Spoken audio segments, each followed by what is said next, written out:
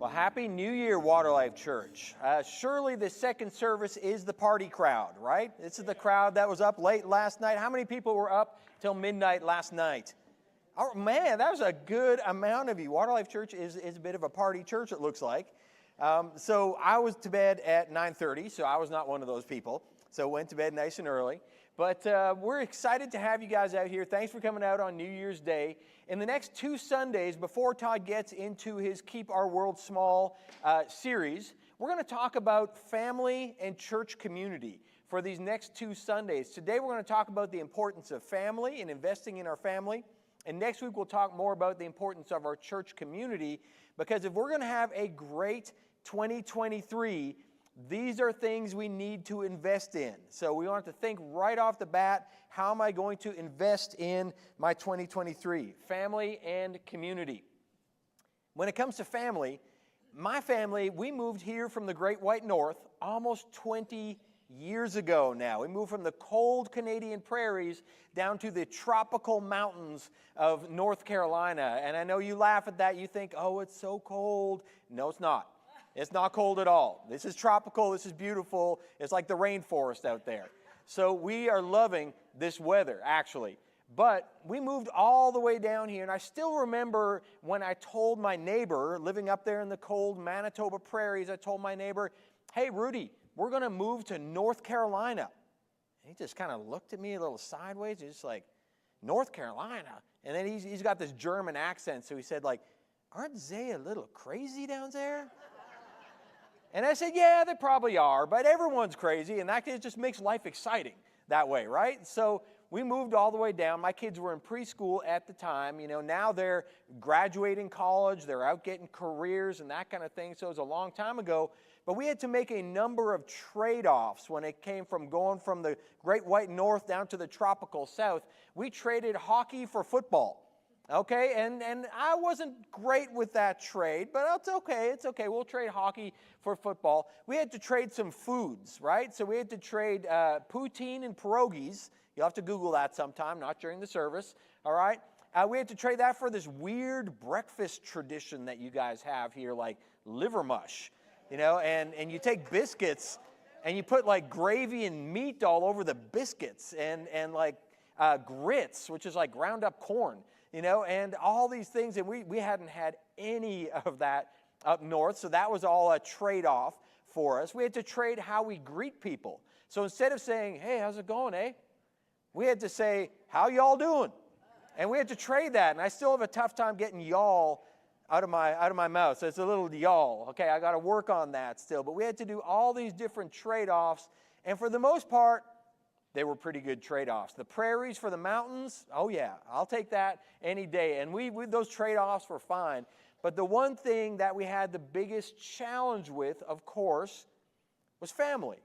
Because we left all our family behind. All my parents, my wife's parents, the uncles, aunts, cousins, you know, siblings, everybody. We came down here with just our little 4 people, our little family. And man, we had some great families up north. We still do, and we try to get up there as fast as often as we can, but it's 1,500 miles. It's a long way to go. So I still remember, especially at Christmas time, man, we had so many great family traditions, and I was tight with my dad's family and my mom's family. We had these great gatherings. My cousins were like my best friends, my siblings and all that. We would go to church, and we'd go to grandma's for our late lunch and just hang out with the whole family almost every Sunday. And we loved it. It was a real sacrifice to leave family behind. And we came to the conclusion that, hey, we love the South. We really love the South. The only reason to ever move back north would be family. I can't see any other reason for going up there other than family. Because family is at the heart of who we are. Right? Family's at the heart of who we are. We're created by family and for family. So in this series, especially today, I want to talk about the importance of family, because family is at the heart of who we are. And, you know, if you think of your life, our best moments in life will probably be connected somehow to family. Our most mountaintop experiences will probably be family related. When we look back at our lives, the best parts will probably be around family. The opposite is true. When we look at the toughest parts of our lives and the biggest struggles and the things that keep us up at night and the heartaches and the loss, they'll probably be connected to family in some way as well, because family is so important. It's at the heart of who we are. And we're going to look into today how the Old Testament focuses on biological family, because that's a lot of the focus of the Old Testament. It's that biological family that God chose to have a mission and to have a purpose and eventually bring Jesus into the world. So the Old Testament is a lot about the importance of a biological family, and the New Testament is focused in on the spiritual family a little bit more, right? So Jesus builds on the tradition of the Old Testament and the importance of the family, but then he adds to it and he says, hey, now here's your spiritual family. And God is going to be our Father, and we're going to have a spiritual family. We call that the church. And Jesus pours a lot into the importance of the spiritual family. But the two really have to go together. Our biological family is meant to invest into the church. It's meant to be involved in the church and participate in the church. Our family has a purpose within the church. But the opposite is true. The church needs to invest into your family and pour into your family and help teach your family and help raise kids. And we're in this together. That's why we love Water Life Kids and we love H2O students, because the church has an investment into the biological family, just like the biological family is meant to invest into the spiritual family. So that's what we're going to talk about. But bottom line, we're created for community. We're created for community, and we cannot live our best life without it. We can't live our best life without community, and going into this year, we want to live our best life. Who here wants to live like their best year this going ahead, right? We do. That's awesome. We want to live our best year. I hope my best year is always the year that I'm in. I want this to be the best year of my life. It probably won't be the best year of my life unless I'm investing in community, in family, and in church. So that's so important. Here's the problem. Here's the tension that we have. Our society right now is struggling with a lack of deep community. And you know this. You see it all around us, and you see this in the statistics all the time. Some would say we are in a loneliness epidemic in America. And the statistics are quite amazing. Loneliness rates have doubled since 1980. So when I was in my prime, I think I'm in my prime now, but when I was in the 80s, right? When I was in the 80s, loneliness has doubled since then, from then until now. In fact, if you ask adults have been polled, how lonely do you feel? 61% of adults would feel chronically lonely, like they have basically no deep friendships at all. And if we're created for community, and 61% of adults feel they have really no community, that's a problem, right? That is a huge thing. That's a huge problem. There's this guy named George Gallup, and you might recognize his name from Gallup poll. George Gallup started these Gallup polls. He would poll people on different society issues, and he polled people in America. He's polled more people in America than any other polling agency. He's polled people around the world, and he came to the conclusion that America is among the loneliest countries in the world. The loneliest countries, the most prosperous, powerful country in the world is among the loneliest countries in the world. And of course, we know that loneliness doesn't lead anywhere good, right? Loneliness often correlates with depression. And depression right now, depression rates have increased by 53% in teenagers in the last 15 years. So depression rates are just going up and up and up. And along with depression rates correlate suicide rates. And suicide has gone up by 30% in the same period of time. The last 15, 20 years, it's gone up 30%. And all of us know this. We all know this because we've been touched by depression. We've been touched by suicide. We know of people, maybe we are people who are struggling with those issues. Chances are we have. Right? So loneliness in America is a huge deal, and it doesn't lead us anywhere good. The Surgeon General in the United States said loneliness will decrease your lifespan as much as smoking 15 cigarettes a day. He said, loneliness, chronic loneliness will decrease your lifespan as much as obesity. And I know some of you are thinking, maybe you're opportunists. You say, well, I've got a lot of friends. Does that mean I can smoke 15 cigarettes a day and go to the buffet every day? That sounds like a deal, right? I'll live just as long, right? That's not what I'm trying to say here. So don't take that as an opportunity. Take that as a warning, right? Loneliness is a big deal, and we have to really make sure we're doing things about that. So at the same time that loneliness is on the rise, community involvement is on the decline in all kinds of areas. We know that church attendance has declined 50% since 1950, right? Only half as many people go to church in America as they did in 1950s. Now, at our church, we're feeling pretty good, right? I mean, we had a big Christmas weekend last weekend. Between our Christmas Eve services and Sunday morning service, we had 1,100 people here at Water Life Church. Isn't that awesome? Isn't that awesome? I love going against that trend because we need to, in this country, go against that trend. We need more church involvement. We need to have increasing church attendance because of the exact reason that loneliness is on the increase. It's no coincidence that church attendance is on the decline as loneliness increases. It's not a coincidence. It's part of the reason, right? But not just church. Community involvement around America, not just church, everywhere, it's on the decline, right? Like adult sports teams. Like how many of you are in a bowling league? It's really quiet in here, right? That used to be a big thing. I actually know 2 people in our church who are in a bowling league, and they're awesome bowlers, right? But they would be the first to tell you that I wish there were more people in the bowling league. But we don't do community sports as adults like we used to. Now, kids do lots of community sports, right? Because, well, there's a lot of money in that too, right? But adults, there's no money in it, and adults just don't do like the church teams like they used to, the sports teams like adults just don't do that. The country clubs, on a decline, right? Moose Lodge, on a decline. Anything that's community involvement, people knowing their neighbors, on a decline, right? Community involvement is just gone down and down and down, and there's no coincidence. Loneliness goes up and up and up. Here we are in the world with 8 billion people now.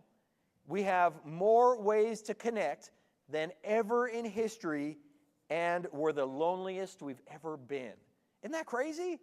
What is going on? What is going on with this? Well, we believe that the Bible has some really big answers to this. But first of all, let me give you 3 reasons why I think this is true. 3 reasons why loneliness is an epidemic in our country. And by the way, these aren't the only 3 reasons. There's many more. There are libraries, there are volumes of books and research written on this, but 3 that pop to the top of my head. Number 1, we're so focused on self-betterment, it's to a fault. And in other words, in simple words, that's a word we use, a phrase we use around here, Water Life, often. It's called the me monster. It's selfishness, right? We are so focused on me that we're not worried about we, right? We're just so focused in ourselves. And you know who's to blame? You know which generation is to blame for that? Not the youngest generation. It's probably my generation. It's because I grew up in the 80s, and the 80s is known as the me generation, right? In the 80s, growing up in the 80s, I wanted to do better than my parents because my parents had been through a tough generation, and I wanted everything, and my parents, we want you to have everything. And so the 80s were focused in on me. It's the me generation. We're not so much concerned about social responsibility. We're concerned about self-bettering, and I want this for me, and I want to achieve these things for me. And it was a lot of me, me, me. And it was me all the way along. And it's the old selfishness thing, right? Selfishness is always at the heart of a lot of what goes wrong, not in our country, but in the world. And that's been there since the beginning. So selfishness, that's a big problem. We're just too focused on me. We're not enough focused on we. So that's one of the big problems. Number 2, we're so well off that we're off balance in this country. And there's always a trade-off to things. In this country, we are prosperous. I mean, this is a prosperous country, especially at this kind of era that we're in right now. I mean, we're not in the Depression. We're not in World War. We are it doesn't feel like it sometimes, but we are really in quite a time in America where we don't need other people to survive. We don't need other people to survive. We can survive plenty by ourselves. In fact, in our country, that's a badge of honor. I can do everything myself. I don't need anybody. And there is a certain benefit to being independent, but I don't think we're created to be independent. I think we're created to be codependent on each other, right? And helping each other out. But we don't need to in our country. We don't need each other to survive, but we've forgotten that we do need each other to thrive. In order to thrive in life, we need each other. And so we're so well off that we've decided we don't need anybody else. If you ever go on a mission trip with me, I love going on mission trips. You know that about me. Every year we go on an international mission trip. If you've been on a mission trip with me, one thing you'll see going into developing countries, they really need each other to survive. And because they need each other, there's a much deeper sense of community because they need each other to survive. They probably won't survive without each other. So the families are closer, the churches are closer, everyone's closer because they have less, so they come together more, right? And it's not like prosperity's bad. Prosperity is amazing. I love prosperity, but it's got its trade-offs. And if we know that, we'll go into that with our eyes wide open. Now, the generation before me was the generation, my parents' generation, that went through world wars and depression.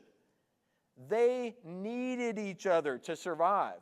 And that's one of the reasons why they had better community. Better community. They need each other. Going through depression, coming together to win world wars, people need each other. There were some psychiatrists that did a study on the people of London during World War II. And the reason they did the study is because they realized depressed people don't win wars, right? Because they're just too depressed to go out on a mission and go get things done. So they were worried that the people in London would get depressed, and the depressed people don't win wars and they don't go to the factories and make, all these things. So they would poll people and judge people, how are you feeling about this? And they found some surprising results. When the Nazis were bombing London, everyone went down into the bomb shelters and they talked, like the psychologists, how depressed are you now and how are things? They found that when the Nazis were bombing London, people were less depressed. What's with that, right? Do people like being bombed by Nazis? Probably not, right? But the thing is, when they were being bombed by Nazis, they all went underground and they were what? They were together. They had a commonality. They had something in common. We're all being bombed right now. They had something in common and they had a mission. We got to get those Nazis, right? They were together. They had a mission. They had a common bond. There was less depression in the adversity, and when everything calmed down, the depression went back to normal again. So adversity can bring some core values that can bring us together. Now, it's one of the trade-offs, prosperity and adversity, but there's something we can learn about that if we go into it with our eyes wide open. And number 3, I'll give one more, and you also saw this one coming. This is low-hanging fruit.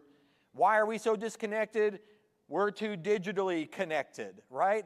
We're so digitally connected that we've lost our relationships with face-to-face people. Now, I can pick on this all day, and we often pick on technology. And the fact is that, I love my cell phone.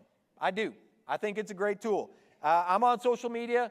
I like social media. I've been on Facebook for forever, since it was started. You young kids don't even know how old that is, right? So I've been on there forever. It's a great tool to develop relationships, but I've got a problem. My brain can only fit so much in it. My brain can only handle so many relationships. I have 1,740 friends on Facebook. I have that many, right? And if I were to choose to invest into those relationships, my brain would be very full and there would be no room for anything else. I have to choose. I can either have a lot of surface friends or I can have a few deep friends. because my brain can't handle both. My relational ability can only handle so much. It's like information in my brain, and I think my brain is probably about 98% full. There's not a lot left in there, not a lot of room left in there. So people will often tell me, Chris, you're so good with names. I can't believe you know all the names when people come into the lobby. That's amazing. You must have the most incredible brain. Here's a secret, folks. I don't know that many names, right? But the ones I do, I just vocalize those a lot, right? That's a secret. See, here's my problem. My brain will only hold a certain amount of names, and then every month we do our First Steps class, and I go into that room over there, and I meet new people, and they get connected, and I love these new people, and I get to know their names. But when the new people come in, the old names just I don't know where they go. They just disappear somewhere, and they're gone, right? Because my brain, as new names come in, the old ones just disappear. And the same thing is true with relationships. We can only handle so many relationships. And if we're pouring time and energy into our digital connections, into our Facebook friends, without any face-to-face friends, it's just a trade-off. You can't really have both. You got to choose one or the other, or you just have to have a healthy balance, right? I choose not to invest a ton of time into all those acquaintances, 1,740 acquaintances, and I'd rather invest a majority of my time into some smaller groups of people, deep relationships with small groups of people. Man, and it feels so much better that way because we're created for a real physical relationship, face-to-face contact with people, shaking hands, hugging people. That's what's going to bring us fulfillment. Digital connection, it's okay. It's a tool. Hopefully it leads to better face-to-face connection. So those are a bunch of reasons why we're in the situation we're in. There's many more. But let's talk about some solutions. I want to take you through the Old Testament, just a sprint through the Old Testament from Adam to Jesus to us.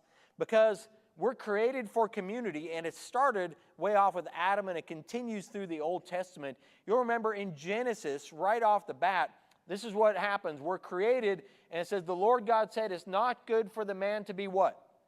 Alone. It's not good for us to be alone. And it doesn't matter whether you're an introvert or extrovert. It's not good for us to be alone. That's why a man leaves his father and mother, and he's united to his wife, and they become one.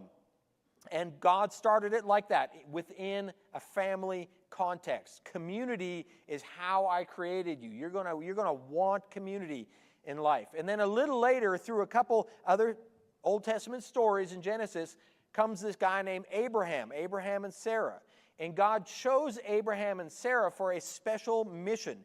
He said, your little family, and it was really small at first, it was just the two of them, your family is going to be on a mission, and I'm going to use your family to bless the world. And he said this in Genesis 12, I will make you a great nation, Abraham and Sarah.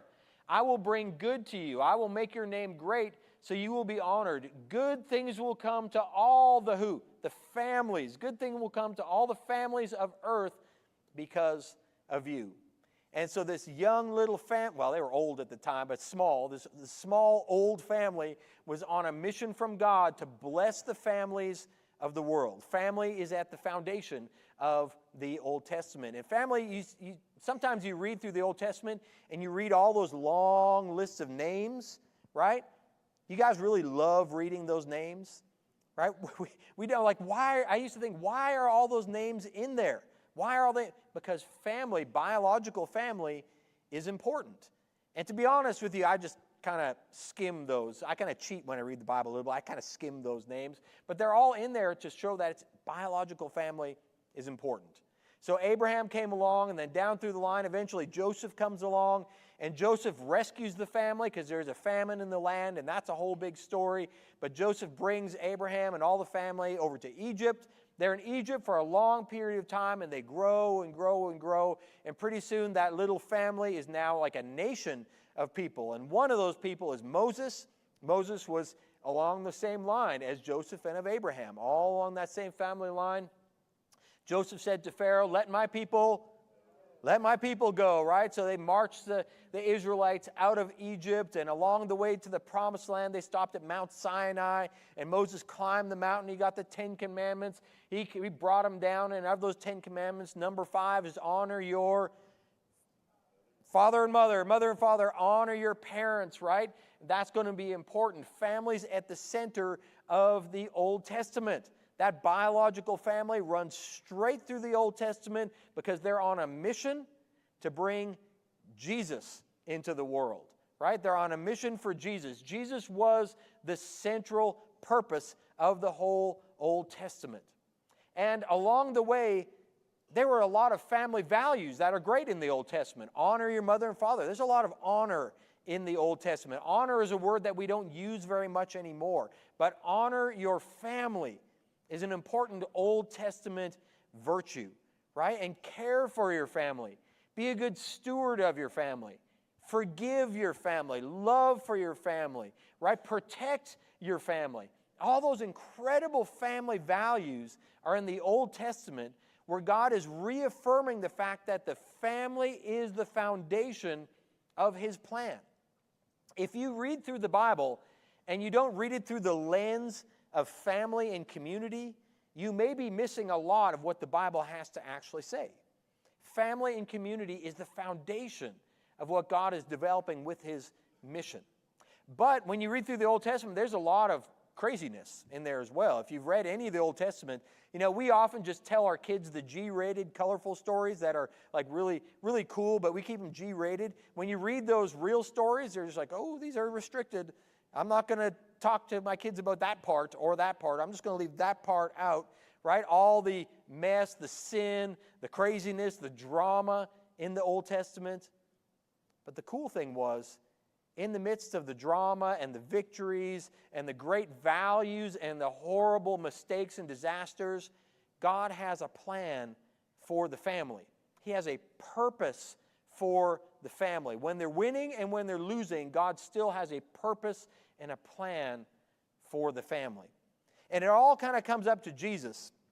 And when Jesus comes onto the picture, He really shows us a lot of values. He shows us how to live in community. And Jesus came, He showed us the importance of the biological family, right? Jesus was tight with His mom and dad. He was tight with His family. Jesus' family looked a lot different from ours because their extended family was so important to them. So remember the one time that Joseph and Mary were on a journey with their family, and it had been a couple days since they saw their son Jesus? I don't know if you remember that. That to us, that sounds weird. Like, what kind of family hasn't seen their son? Where was Jesus? I saw him 2 days ago. I don't know where. Let's ask Aunt Sally or ask Cousin Eddie. You know, where did Jesus go? We hadn't seen him, right? We think that that's horrible parenting, right? And it would be. We'd be reported to DSS for that. But I'll tell you what, in those days, he was probably out with a cousin or an uncle or an aunt. He was sleeping at a friend's place because their family was so huge. Their extended family was everything. They needed each other, that whole giant family, to raise their kids. So they kind of did it communally all together, and that was Jesus' biological family. And his mother and his brother, they were tight with him right to the end. In the end, Jesus says, hey, you guys, disciples, take care of my mom, right? Because biological family was important to Jesus. But then Jesus takes it up another level. And He says this, He's with His disciples, and it's recorded in Matthew chapter 12. He's with His disciples, and it says, while Jesus was still talking to the crowd, His mother and brothers stood outside wanting to speak to Him. Someone told Him, your mother and brothers are standing outside wanting to speak to you. And He replied to them, who is my mother? And who are my brothers? I don't think He forgot. All right? He said, pointing to His disciples, He said, here are my mother and my brothers. For whoever does the will of my Father in heaven is my brother and sister and mother. Jesus, we'll talk about this more next week, but Jesus expands the biological family to say, hey guys, now I want to introduce you to a spiritual family where God is our Father and we're brothers and sisters. You guys are brothers and sisters in Christ. And that spiritual family is going to be just as important as your biological family. And we're not doing great in either. in our society right now, and we can do so much better. We can do so much better. And then ultimately, Jesus took it up another level, biological family, spiritual family, but the whole reason Jesus came, he came to remove the barrier of sin that separates us from true community with God. See, those Old Testament folks, they could connect with God a little bit, but there was the barrier of sin that was in the way. So they kind of had to go to a priest, and the priest would connect with God through sacrifices, and it was pretty restrictive. But God wanted more. So Jesus removed that barrier of sin as he died on the cross and rose again, broke the barrier of sin so that we could be in true community with God and that we could receive purpose and power to then go and spread his good news. The whole thing is about community. It's about family. It's about spiritual community. The whole Bible is about community. And as we go into this new year, we want to have that community focused in. That needs to be the key part of what we're thinking. Your family has a purpose. Your family has a purpose. And just like the Old Testament, those messed up families, they weren't perfect. They had their faults, but they had purpose. And I want to tell you guys today, your family has a purpose. You might think, well, you don't know my family, Chris. It's a mess. It's a disaster. You guys all have different families and different life stages. Your family has a purpose. If I could talk to the parents of young kids right now, you are the right mom and dad for your kids. You have a purpose in raising your kids. And I want you to, going into this 2023, raise your kids with purpose. And the purpose isn't just to get great functioning adults who have a career and a family. That's not just the purpose. They need to be a part of God's kingdom purpose. Your kids can be a part of God's kingdom purpose. Your kids can be Christ-like leaders in the world, spreading his good news of love and forgiveness. You have a purpose in your family. If I can talk to the students for a second. Raise your hand if you're a student. Come on, students, raise your hand. I see a bunch of you out there. Students, you have a purpose in your family, right? You might think, well, my family's a mess. I don't know if I like them half the time. You have a purpose in your family. Students, you can be Jesus-like leaders already in your family. And I'll tell you what, if you go into 2023, students, and you want to be like Jesus in your family, and like Jesus means to serve, give, be generous, be focused in on other people, love people, forgive people, that's Jesus' leadership.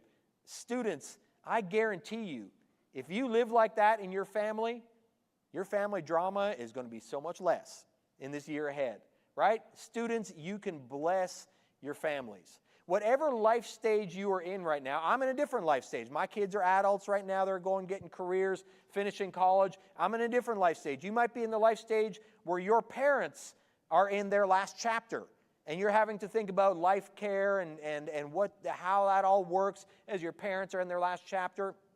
Whatever your life stage is in, there's a purpose for your family. There's a purpose for it. And you know what? The Bible has answers to so many of our problems. We talked about 3 problems. Here are 3 answers. You know, we're so focused on a self-betterment. Solution, serve others. Right? That's a solution. Matthew 28:20, the Son of Man did not come to be served. He came to serve and to give his life as a ransom for many. We've got another problem. Our problem is we're so well off, we're off balance. Solution, steward your stuff better. Man, isn't that a great example of what we did in this 8K for 8C? $112,000. That's what that's doing, right? We need to be a shining light in our church for this world that's lonely and maybe hoarding their stuff. Give it away, right? Acts 2 verse 44 says, all the believers were together. They had everything in common. They sold property and possessions to give to anyone who had need. Every day they continued to meet together in the temple courts. They broke bread in their homes and ate together with glad and sincere hearts. Folks, that is a glimpse of heaven on earth right there. When we steward our stuff well by being generous with it. We're too digitally connected. What do we need to do? Just be purposeful online and know when to unplug. Ephesians 5 says, be very careful then how you live, not as unwise, but as wise, making the most out of every opportunity. Don't waste your time investing into digital life. Use that as a tool to invest into real relationships. As we close, we're going to sing one more song. And I want to challenge you guys. The band's going to come up. And I want to challenge you guys to think about your family. Think about the purpose of your family. Think about your family. If you have prayer requests, if you have something on your heart about your family, I want you to bring that to God during this next song. So during this next song, I want you to come up to the altar if you have something that's on your heart regarding your family. And man, I do. And whatever your situation is like, just bring it to God. And sometimes it helps us when we take a spiritual step of going to God in prayer. It helps us to take a physical step forward. Just to say, God, I'm taking a step forward physically and spiritually to say, I'm going to lift up my family to you. In this year, 2023, God, I'm bringing these things to you. Some of them might be really tough things. It might be forgiveness issues. It might be a child that's gone off somewhere. It might be something with your parents. Whatever it is, if you have something to pray about, I'm going to challenge you during this next song. Just come pray up here silently during the song, and then we'll go back to our seats, and I'll close the service. We'll give it over to the band.